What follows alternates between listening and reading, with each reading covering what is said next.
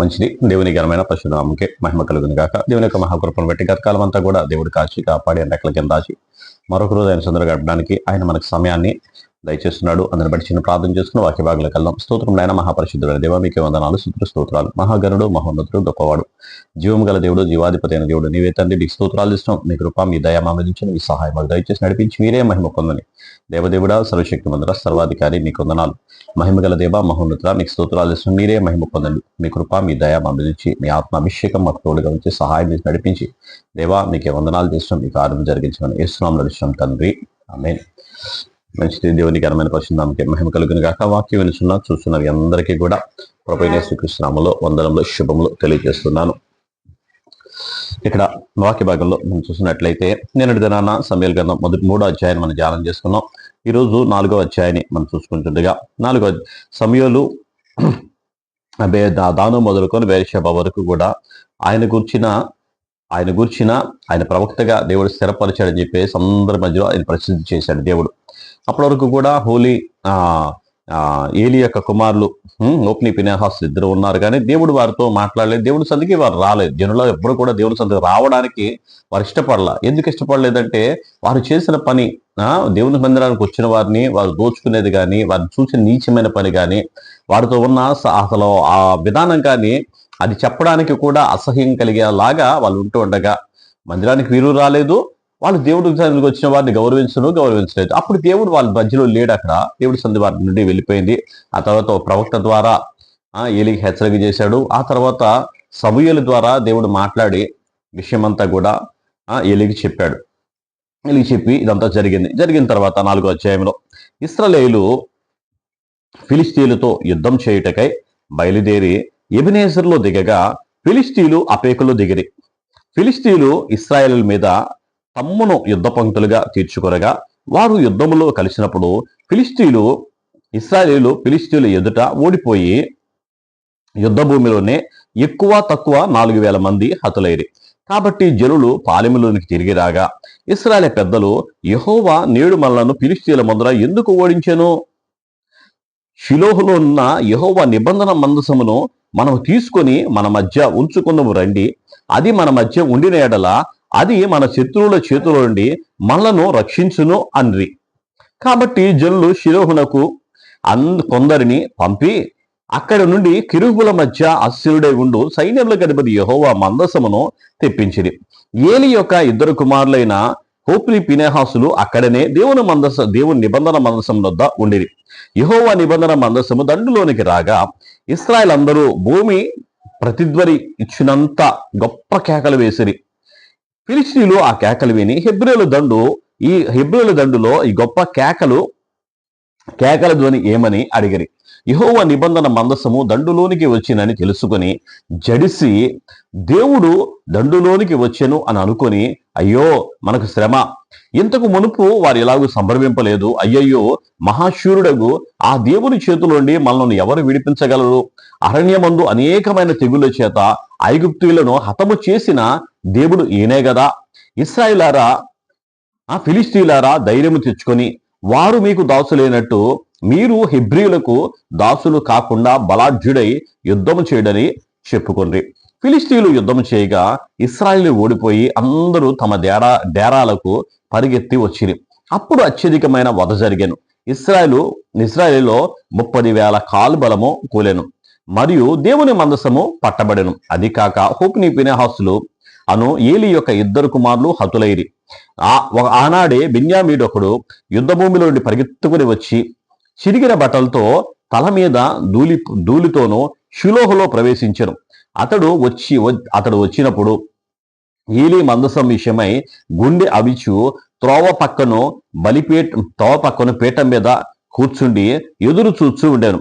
ఆ మనుషుడు పట్టణంలోనికి వర్తమానము తేగ పట్టణస్థులందరూ కేకలు వేసిరి. ఏలి ఆ కేకలు విని ఈ గల్లంతు ఏమని అడగగా ఆ మనుషుడు త్వరగా వచ్చి ఏలితో సంగతి తెలియజెప్పగా ఏలి 98 ఏండ్ల వాడై ఉండెను. అతని దృష్టి మందగిలినందున అతని కండ్లు కానరాక ఉండెను. ఆ మనుష్యుడు యుద్ధములోండి పరిగెత్తి వచ్చినవాడును నేనే. నేడు యుద్ధములోండి పరిగెత్తి వచ్చి తిని అని ఏలీతో అనగా అతడు, నాయనా అక్కడ ఏమి జరిగనని అడిగను. అందుకు అతడు, ఇశ్రాయేలీయులు ఫిలిష్తీయుల ముందర నిలవలేకపోయిరి, జనులలో అనేకులు హతులైరి, హోప్ని ఫినెహాసు అను నీ ఇద్దరు కుమారులు మృతులైరి, మరియు దేవుని మందసము పట్టబడెను అని చెప్పాను. దేవుని మందసము అను మాట పలకగానే ఏలి ద్వారమునొద్దనున్న పీఠము మీద నుండి వెనకకు పడి మెడ విరిగి చనిపోయాను. ఏలి అనగా అతడు వృద్ధుడై స్థూలదేహి అయి ఉండెను. అతడు 40 సంవత్సరములు ఇశ్రాయేలుకు న్యాయము తీర్చెను. ఏలి కోడలగు ఫినెహాసు భార్యకు అప్పటికి గర్భము కలిగి కనుప్రొద్దురాలై ఉండగా దేవుని యొక్క మందసము పట్టబడెను అనియు తన మామ తన పెనిమిటి చనిపోయిరు అని విని నొప్పులు తగిలి మోకాళ్ళ మీద కృంగి ప్రసవమాయను. ఆమె మృత్యునొందుచుండగా దగ్గర నిలిచి ఉన్న స్త్రీలు ఆమెతో, భయపడవద్దు, కుమారుని కంటివి అన్రి. కాని ఆమె ప్రత్యుత్తరమీయకయు లక్ష్య పెట్టకయు ఉండినదై దేవుని మందసం పట్టబడినది అను సంగతి, తన మామ పెనిమిటి చనిపోయిన సంగతి తెలుసుకొని ప్రభావము ఇశ్రాయేలులోని పోయినని చెప్పి తన బిడ్డకు ఏకాబోదు అను పేరు పెట్టెను. దేవుని మందసము పట్టబడిపోయినందున ప్రభావం ఇశ్రాయేలులో నుండి చెరపట్టబడిపోయినని ఆమె చెప్పాను. హల్లెలూయా. చూడండి, ఇక్కడ మనం చూసినట్లయితే ముందుగానే ఏలి యొక్క కుమారులు చేసిన పనికి దేవుడు హెచ్చరిక చేశారు. ఆ తర్వాత ఫిలిష్తీయులు వీరి మీదకి యుద్ధానికి వచ్చారు. ఫిలిష్తీయులు యుద్ధానికి వచ్చినప్పుడు ఇశ్రాయేల్ అందరూ కూడా యుద్ధానికి వెళ్ళారు. యుద్ధానికి వెళ్ళినప్పుడు అక్కడ దాదాపుగా 4,000 మంది హతులయ్యారు. 4,000 మంది హతులైనప్పుడు వీళ్ళు వెంటనే వచ్చి దేవుని సందులో దేవుని పాదాల మీద పడి, మా పాపం అయ్యా, మేము చేసిన తప్పు అయ్యా, దయతో క్షమించు ప్రభా అని చెప్పేసి, అయ్యా మాలో ఉన్న దోషాన్ని పరిహరించమని చెప్పేసి వీళ్ళు అడగాలి. కానీ అలా అడగల. ఏం చేశారంట? అందులో పెద్దలైన వారు, గనులైన వారు, బాగా ఆలోచన కలిగిన వారు, తెలివి కలిగిన వాళ్ళు ఒక మంచి సలహా ఇచ్చారు. మందసం వారిలో తీసుకెళ్లిపోతే, మందసం వారి మధ్యలో తీసుకుని వెళ్తే అప్పుడు మనం విజయం సాధిస్తాము అన్నారు. దేవుడు లేడు అక్కడ, దేవుని సన్నిధి లేదు, దేవునితో సహవాసం లేదు. దేవుడే అక్కడ లేనప్పుడు మందసం వల్ల ఉపయోగం ఉంది?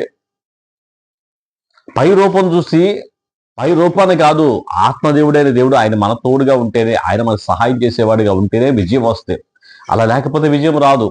వీరు వెళ్ళారు, మళ్ళీ మందసాన్ని తీసుకొని వెళ్తున్నప్పుడు జనులందరూ కూడా, ఇశ్రాయేలు ప్రజలందరూ కూడా గొప్ప కేకలు వేసి సంభ్రమంతో కూడా దేవుడు మా మధ్యలోకి వచ్చారని చెప్పి కేకలు వేస్తా ఉన్నారు. ఆ కేకలు ఏంటి అని చెప్పి ఫిలిష్తీయులు భయపడ్డారు అన్నమాట. ఫిలిష్తీయులు భయపడ్డారు. అయ్యో, వారిది ఎప్పుడు అంత కేకలేదే, వారి మధ్యలోకి వారి దేవుడు వచ్చాడు, ఈయన ఐగుప్తులో ఎంత సంహారం చేసి వారి ఎంత గొప్ప కార్యాలు చేసి వారిని తీసుకొని వచ్చాడు, ఆ దేవుడు మన మధ్యలోకి వచ్చాడే, జాగ్రత్త, ఆ దేవుడు వారి మధ్యలోకి వచ్చాడు, మనం వారితో యుద్ధం చేసినప్పుడు చాలా జాగ్రత్తగా ఉండాలి, వారికి మనం దాసులు అవ్వకుండా యుద్ధం చేయండి అని చెప్పేసి వారు భయపడ్డారు, యుద్ధానికి ముందుకెళ్లారు. కానీ దేవుడు వారి మధ్యలో లేడు, ప్రభువారి మధ్యలో లేకపోతే విజయం ఎక్కడొస్తుంది? ఎన్ని ఫోటోలు తగిలించుకున్నా, మెడలో ఎన్ని దండలు వేసుకొని మనం యుద్ధానికి వెళ్ళినా, దేవుడు నచ్చినట్టుగా, దేవుడు మెచ్చుకున్నట్టుగా, దేవుడు కోరుకున్నట్టుగా మన జీవిత విధానం లేకపోతే ఎప్పటికీ కూడా విజయం అనేది రాదు. దేవుడు కోరుకున్నట్లుగా మనం ఉన్నప్పుడే మనం చేసే ప్రతి పనిని కూడా దేవుడు ఆశీర్వదిస్తాడు. ప్రతి చోట కూడా దేవుడు మనకు తోడే ఉంటాడు. ప్రతి చోట కూడా మన సాక్షులుగా ఆయన వాడుకుంటాడు. వీరు చేసిన పని, దేవుని మందిరానికి వచ్చిన వారిని పాడు చేశారు. దేవుని మందిరానికి వచ్చి బలి అర్పించడానికి, వారి పాపం ఒప్పుకోవడానికి బలి అర్పించడానికి వచ్చిన వారిని, పాపం అనేది వారి పాపం వారి దగ్గర నిలిచేలాగా వీరు ప్రోత్సహించాడు. దేవుని మందిరానికి దేనికమ్మ వచ్చేది? ఎందుకు దేవుని మందిరానికి వచ్చేది?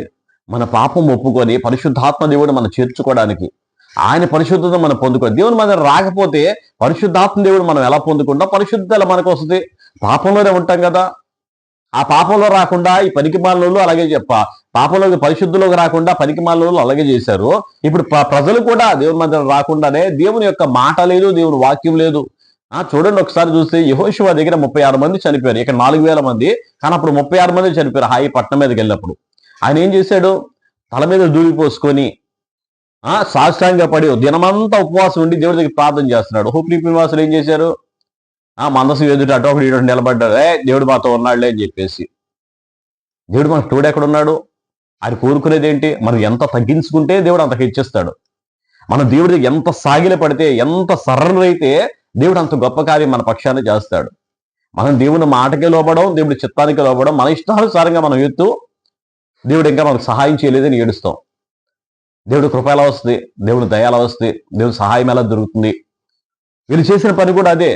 36 మంది చనిపోగానే యెహోషువ తల మీద ధూళి పోసుకొని బట్టలు చెప్పుకొని దేవుడి దగ్గర ప్రార్థన చేస్తున్నారు. 4000 మంది చనిపోతే వీళ్ళు కనీసం మందసం వస్తే మనం విజయం సాధిస్తాంలే అనుకున్నారు. మందసం వస్తే మనకు విజయం వచ్చేస్తుందిలే అనుకున్నారు. మనలో పరిశుద్ధత లేకుండా మనం ఎన్ని తగిలించుకున్నా అవన్నీ వ్యర్థం. దేవుని మాటలు మనలో ఉండాలి. ఆయన మనతో ఉండాలి, దేవుని మాటలు మనలో ఉండాలి. దేవుని మాటలు మనలో ఉంటే ఆయన అంటున్నాడు కదా, మీకు ఏది ఇష్టమో అడగండి, అది నేను ఇస్తాను. మీరు ఫలించడం వలన నా తండ్రి మహిమపరచబడతాడు. మనం ఫలించాలి, మనం అభివృద్ధి చెందాలి, ఆశ్రయించబడాలి. మనం ఫలించడం ఆయనకి ఇష్టం. మనం ఫలించాలంటే, మనం ఆశ్రయించబడాలంటే ఆయన మాటలు మనలో ఉండాలి కదా. యెహోషువ ఏం చేశాడు? ఆ ఆలోచన ఉండాలి కదా. ఆలోచన లేదు. దేవుడు మనకు తోడుగా ఉంటే, దేవుడు తోడు. దేవుడు తోడు ఎలాగా? ఆయన మనలో ఉండాలని కోరుకుంటున్నాడు. ఆయన మనలో ఉంటే దీవెన, ఆయన మనలో ఉంటే ఆశీర్వాదం, ఆయన మనలో ఉంటే అది లేకుండా మనం ఎన్ని చేసినా ఎన్ని కూడా వ్యర్థం. వీరు చేసిన పని కూడా అదే. వీళ్ళిద్దరు కూడా హోప్ని ఫినెహాసులు ఇద్దరు కూడా చనిపోయారు. ఆ యుద్ధంలో చించుమించి చాలా మంది ఇశ్రాయేలు ప్రజలు చనిపోయారు. అందులో ఒకడు పరిగెత్తుకొని వచ్చాడు ఏలీ దగ్గరికి వచ్చి, జల్లు మధ్యలోకి రాగానే జల్లు అందరూ గొల్లున కేక వేస్తున్నారు, చెప్పుకుంటారు అవుతున్నారు, అయ్యో హోప్ని ఫినెహాసులు చచ్చిపోయారు, ఆ యుద్ధంలో మనం ఓడిపోయాం, చాలా మంది జల్లు అందరూ చనిపోయారని చెప్పేసి ఆ మందస్సాన్ని వారు ఎత్తుకొని వెళ్ళి ఫిలిష్తీయులు తీసుకుని వెళ్ళిపోయారు. మందస్సం పట్టబడింది, వారు తీసుకుని వెళ్ళిపోయారు. ఈ దేవుడు గొప్పోడు అని చెప్పేసి వాళ్ళు మోసుకొని వెళ్ళిపోయారు అని చెప్తున్నాడు. అప్పటికి ఆ ఫినెహాసు యొక్క భార్య గర్భవతి ఉంది. ఆ మాట విని ఆమె అక్కడే కుప్పకూలిపోయింది. ఆమె నిండు గర్భిణిగా ఉండగా మోకాల మీదే బిడ్డను జన్మించి ఆమెకి ఏకాబోధ అని పేరు పెట్టి, ఏకాబోధ అంటే దేవుని మహిమ మనల్ని విడిచిపోయింది అని అర్థం. మందసం పట్టబడిందని దాని అర్థంగా గుర్తుగా పెట్టుకుంది. అయ్యో దేవుని మహిమ మనల్ని విడిచిపోయిందే, ఫిలిష్తీయుల చేతిలోకి వెళ్ళిపోయిందే. కనీసం బాధ లేదు, కనీసం బాధ్యత లేదు. దేవుని యొక్క సన్నిధి అంటే ఎంత నమ్మకంగా, ఎంత విధేయత కలిగి, ఆయన దగ్గర ఎంత మనం ఒబీడియంట్ గా ఉంటే దేవుడు అంత దీవిస్తాడు. ఎంత ఈ సరెండర్ అయితే దేవుడు అన్ని కార్యాలు మనలో చేస్తాడు. అది లేకుండా ఉత్తగా మనసాన్ని వేసుకొని వెళ్ళి దానివల్ల ఉపయోగం లేదు. దేవుడు మనకు తోడుగా ఉండాలి, దేవుడు మన సహాయం చేయాలి, దేవుడు మనల్ని దీవించాలి. అటువంటి కృప మనందరికీ కూడా దేవుడు దయచేయను గాక. ఇటువంటి పరిస్థితిలో, ఇటువంటి జీవితంలో మన జీవితం కొనసాగించకుండా యెహోషువ ఎలాగైతే సాగిలపడి అపజయం కలగగానే ప్రభు సన్నిధికి ఎలా పరిగెత్తుకొని వచ్చాడో అటువంటి కృప మన మీద ఉండును గాక. దేవుని సందులో ప్రతి వారు విజయం పొందేలాగా, ఆయనలో అంటకొట్టబడిన బిడ్డలుగా, నేను నిజమైన ద్రాక్షవల్ని, మీరు తీగలు అంటున్నాడు, మీరు ఫలించడం వల్ల నా తండ్రి మహిమపరచబడాలి.